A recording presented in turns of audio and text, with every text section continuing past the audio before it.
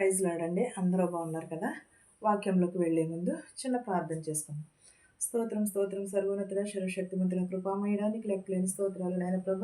వినిచున్న వారికి చూచుచున్న వారికి ప్రతి ఒక్కరికి రక్షణ భాగ్యం దయచేయమని అడుగుచున్నాం ప్రభ. ఈ శ్రమ దినాలలో ప్రభ నీవు ప్రభ ఉపవాసం ఉంటున్న వారికి ప్రభ నీ సఫలతను దయచే ప్రభ. సాతాను వాళ్ళలో ప్రభ దుర్లభించుకోకుండా సహాయం చేయ ప్రభ. వారు 40 రోజులు ప్రభ ఉపవాసం ఉండటకు సహాయం చేయమని అడుగుచున్నాను ప్రభ. సాతాను వచ్చి ప్రభ సమయాన్ని దొంగిలించేస్తుందేమో ప్రభ. వారి దొంగిలించుకోకుండా నీ సమయాన్ని నీ కేటాయించుటకు సహాయం చేయమని అడుగుచున్నాను నాయన ప్రభ. నిన్ను స్తుతించుటకు సహాయం చేయ ప్రభ. అనిచిన వారికి చూచుచున్న వారికి ప్రతి ఒక్కరికి ప్రభ రక్షణ భాగ్యమును దయచేయమని అడుగుచున్నాను తండ్రి. ఆమేన్. మార్క్స్ వార్త 10వ అధ్యాయము 17వ వచనం నుంచి ఇలాగ వ్రాయబడి ఉన్నదండి. ఆయన బయలుదేరి మార్గమున పోవుచుండగా ఒకడు పరిగెత్తుకుని వచ్చి ఆయన ఎదుట మోకాళ్ళని, సద్బోధకుడా నిత్య జీవమునకు వారసుడగుటకు నేనేమి చేయుదునని అడిగాను. ఎక్కడికండి? ఆయన బయలుదేరుచుండగా పోవుచుండగా ఒకడు పరిగెత్తుకుని వచ్చి నేను నిత్య జీవమునకు పోవుటకు నేను ఏమి చేయవలెనని అడుగుచున్నాడు. యేసు నన్ను సత్పురుషుడనని ఎలా చెప్పుచున్నావు? దేవుడొక్కడే గాని మరి ఎవడును సత్పురుషుడు కాడు. అంటే నన్ను సద్బోధకుడా అని నువ్వు ఎలాగ అడుగుచున్నావు? దేవుడు ఒక్కడే సత్పురుషుడు కానీ ఇంకెవ్వరును కూడా సత్పురుషుడు కాదు అని అడుగుచున్నాడు. నరహత్య దేవుడు ఒక్కడే గాని మరి ఎవడును సత్పురుషుడు కాడు అని చెప్పుచున్నాడు. నరహత్య చేయవద్దు, వ్యభిచరించవద్దు, దొంగిలించవద్దు, అబద్ధ సాక్ష్యము పలుకవద్దు, మోసపుచ్చవద్దు, నీ తల్లిదండ్రులను సన్మానింపుము అను ఆజ్ఞలు నీకు తెలియను కదా అని అతనితో చెప్పాను. అందుకు అతడు, బోధకుడా, బాల్యం నుండి ఇవన్నీ అనుసరించుచునే ఇంటునని చెప్పాను. యేసు అతనిని చూచి అతనిని ప్రేమించి, నీకు ఒకటి కొదువుగానున్నది. నీవు వెళ్ళి నీకు కలిగినదంతయు అమ్మి బీదలకిమ్ము, పరలోకమందు నీకు ధనము కలుగును. నీవు వచ్చి నన్ను వెంబడించుము అని చెప్పాను. పరలోక రాజ్యము చేరాలంటే నిత్య జీవమునకు వారసుడగుటకు నేనేమి చేయవలనని అడిగాను. యేసు అది విని, సద్బోధకుడా అని నన్ను ఎలాగూ చెప్పుచున్నావు? దేవుడొక్కడే గాని మరి ఎవడును కూడా సద్బోధకుడు కాడు. అంటే దేవుని రాజ్యంలో ప్రవేశించాలంటే ఏం చేయాలి? నరహత్య చేయకూడదు, వ్యభిచరించకూడదు.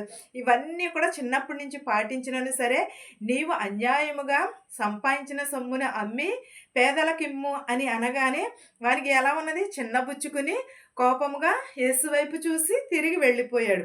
ఇలాగే మనము కూడా ఈ లోకపు వైపు చూడకూడదు, దేవుని వైపు చూడాలి. ఈలోక ధనము మనము దాచుకొనకూడదు.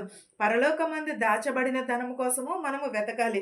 ఎప్పుడును కూడా మనం నరహత్య చేయకూడదు, వ్యభిచరించకూడదు అని ఇవన్నీ కూడా మోసం చేయకూడదు. తల్లిదండ్రులను సన్మానింపుమని ఆజ్ఞలు నీకు అన్నీ తోడై ఉండును కదా అని అంటున్నాడు. అందుకు బాల్యం నుండి ఇవన్నీ కూడా నేను అనుసరించునే వచ్చి ఉంటిని. అందుకు యేసు ఏమన్నారంటే,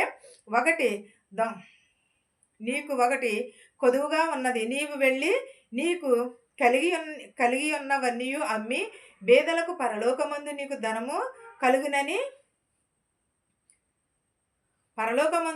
ధనము కలుగునని నీవు వచ్చి నన్ను వెంబడించుము అని అన్నాడు. అంటే ఈ లోకంలో ధనం అంతా కూడా అమ్మి వేసి పరలోకమందున్న ధనము కోసము వెతకమన్నాడు. అది ఎక్కడున్నది? యేసు దగ్గర ఉన్నది కాబట్టే అది నన్ను వెంబడించుము, నన్ను వెతుకుము, అప్పుడు నీకు పరలోకమందు ధనము సమకూర్చబడును అని అంటున్నాడు.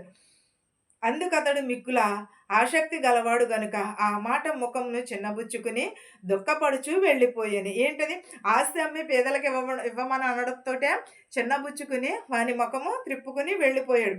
అప్పుడు ఆయన మాటలకు శిష్యులు విస్మయం ఉందిరి.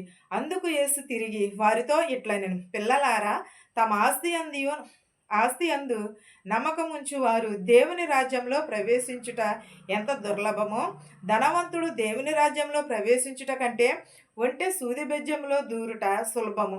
అంటే ధనవంతుడు దేవుని రాజ్యంలో ప్రవేశించుట కంటే ఒంటె సూది బెజ్జంలో దూరుట సులభమనను. అంటే ధనము కంటే ఒంటి సూది బెజ్జం ఎంతుంటది? చిన్నదుంటది. అందులో దూరుట సులభం. అంటే దేవుని రాజ్యం అంతే కష్టంగా ఉన్నది. ఎందుకంటే ఆజ్ఞలను పాటించాలి. మన భేదాలను సేకరించాలి. దేవునిని అనుసరించాలి. అప్పుడు దేవుని యందు దాచబడిన ధనము మనకిస్తాడు.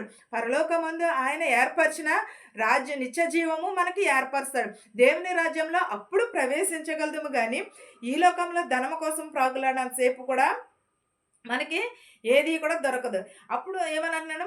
ఒంటె సూదే బెజ్జంలో దూరుట అని. సూదే బెజ్జం ఎంత చిన్నగా ఉంటది. కానీ ఒంటె ఎంత ఉంటది? పెద్దదుంటది. అయినను సరే అది సూది బెజ్జంలో దూరుట సులభం గాని, దేవుని రాజ్యంలో ప్రవేశించుట అంత మ అంత కష్టమనమాట. అందుకు వారు అత్యధికంగా ఆశ్చర్యపడి ఇట్లనెను, ఎవడు రక్షణ పొందగలడని ఆయనను అడిగిరి. యేసు వారిని చూచి, ఇది మనుషులకు అసాధ్యమే గాని దేవునికి అసాధ్యము కాదు. దేవునికి సమస్తమును కూడా సాధ్యమన్న. అంటే సూది దూరట మనుషులకు అసాధ్యము గాని దేవునికి సాధ్యమన్న. అంటే దేవుని రాజ్యంలో ప్రవేశించుట కూడా అలాంటిదే కదా. దేవుని రాజ్యంలో ప్రవేశించడం మనుషులకు అసాధ్యము. కానీ దేవునికి కూడా అంతకంటే అసాధ్యమైనది ఏది కూడా లేదు. మనుషులకే అసాధ్యం కానీ దేవునికి అసాధ్యమైనది ఉన్నదంటారా? దేవునికి చాటు మరుగైనది ఉన్నదంటారా? దేవుడు మనలను సృజించి ఉన్నాడు. మనం పుట్టక మునుపు మా తలంపులు ఎరిగి ఉన్నవాడాయన. మనం మనసులో ఏమున్నదో దేవుడు చెప్పగలడు. కానీ మనుషులము మనం చెప్పగలదుమా? చెప్పలేము. మనము సీసీ కెమెరాను చూసి మనము భయపడుతూ ఉంటాము. కానీ దేవుడు చూస్తున్నాడు మనల్ని. మనం చేసే పాపంలోను దేవుడు చూస్తున్నాడు. దేవునికి లెక్క అప్పగించుకోవాలని ఎవరికైనా ఉంటుందంటారా? ఎప్పుడైనాను ఆలోచించుకున్నారా? దేవుని రాజ్యంలో ప్రవేశించుట దుర్లభము అని అన్నాడు. అంటే మనం ఈ లోకంలో అన్ని ఆజ్ఞలను పాటిస్తాం, అన్నింటి కూడా చేస్తున్నాం. కానీ మనము ధనమును మాత్రము ఈ లోకపు వైపు చూసి ధనమును మాత్రం దాచుకుంటున్నాము. ఆ ధనం ఏం చేస్తున్నా? పాపమును మూట కడుతుంది. ధనం అనేది డబ్బే దేనికైనా మూల కారణం. డబ్బే దేనినైనా చెడగొట్టినా విడగొట్టినా ప్రతి ఒక్కటిని కూడా డబ్బే వేరు చేస్తుంది. మనం ఎప్పుడైతే డబ్బుని కలిగి ఉంటామో మన చుట్టాలు అందరూ కూడా వచ్చేస్తారు. మనకి అందరూ కూడా చుట్టాలే ఉంటారు డబ్బున్నంతసేపును. అదే డబ్బు లేదనుకో ఎవరు మన దరికి రారు, మనం చూడటానికి రారు, మనం ఎక్కడున్నామో కూడా ఎవరికి కూడా తెలియదు. ఎవరిని పలకరించినా సరే ఒకవేళ పలకరిందామంటే పక్క నుంచి వెళ్ళిపోయేవారే. కానీ డబ్బు అంటే అంతా చుట్టాలే. కానీ అది కాదు కావాల్సింది దేవునికి.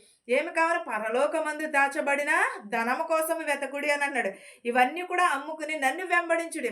నన్ను వెంబడిస్తే ప్రతిదీని కూడా సాధ్యమే. మనుషులకు అసాధ్యమేమో కానీ దేవునికి సమస్తమును కూడా సాధ్యమే. దేవునికి అసాధ్యమైనది ఏది కూడా లేదు.